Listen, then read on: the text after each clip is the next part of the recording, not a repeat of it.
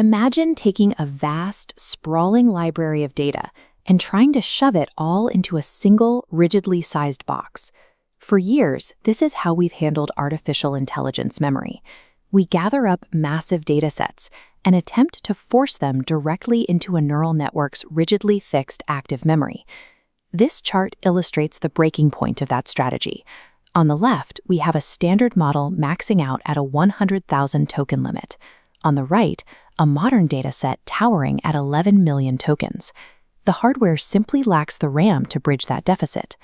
When analyzing millions of financial records, complex medical histories, or endless legal documents, asking an AI to hold every single word in its head simultaneously becomes computationally impossible.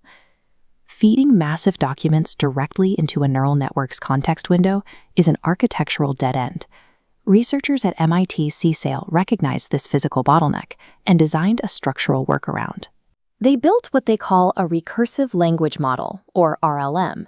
It relies on a central insight. Long prompts shouldn't be fed directly into the neural network at all. Instead, the text is relocated. The data is stored completely outside the model as a variable within a separate programmatic environment. To read anything, the AI must now write functional Python code to actively search, filter, and pull only the specific highlighted fragments it needs from that external environment. Treating the input as an external environment allows a model with a 128,000 token limit to process millions of tokens by selectively querying only the data it needs for a specific task. Because the data lives outside its immediate memory, the model operates using out-of-core processing. It autonomously writes regular expressions, specialized search queries, to rapidly filter through those massive blocks of external data, discarding the noise and keeping only the relevant hits. It then takes those filtered documents and algorithmically slices them into smaller, digestible chunks.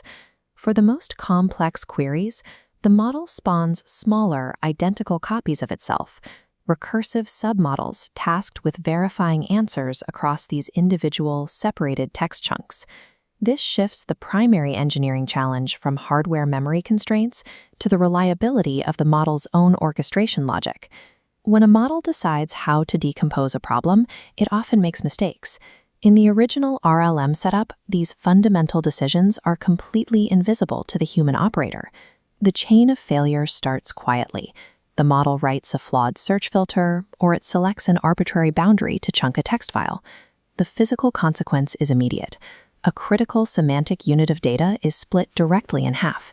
Now, a recursive submodel is asked to verify an answer based on incomplete text. Because it can only see half the context, it attempts to invent a logical connection that isn't actually there. It hallucinates. The system stitches these findings together and delivers an answer that is confidently wrong, while the root error remains entirely hidden behind the clean interface of the execution environment. If an autonomous model writes a flawed filter, it permanently blinds itself to the evidence before any actual reasoning even begins. This creates a dangerous new class of failure. Prior academic frameworks recognize this opacity. Systems developed at the University of Pennsylvania attempted to log multi-agent systems, but they only tracked top-level delegations, which child agent handled which task. That high-level view isn't enough for RLMs. Operators need to see the microscopic execution steps, exactly what code the model wrote and the precise regex filters it applied to the external data. The solution is to remove the AI from its isolated container. By moving the model into a shared Jupyter workspace, we create a shared heap, a space where both the human and the AI access the exact same computational state. Within this shared environment, new trace artifacts appear directly on the result objects. These traces expose the AI's exact filtering decisions, making the previously invisible failure chain entirely legible to the user. Breaking the model's isolation and forcing it into a shared workspace ensures that every autonomous decision it makes can be reviewed and held accountable. When a trace reveals a mistake, the human user can step seamlessly into the automated process to surgically correct a failing variable. You simply pause the execution, rewrite the flawed regex so it catches the missing document, and resume the process directly from the point of failure. Contrast this with a traditional turn-based API structure, where a single error means throwing away the entire run and spending the massive time and token costs to reprocess millions of words from scratch. As models begin to program their own thinking, oversight moves from the prompt window into the execution environment.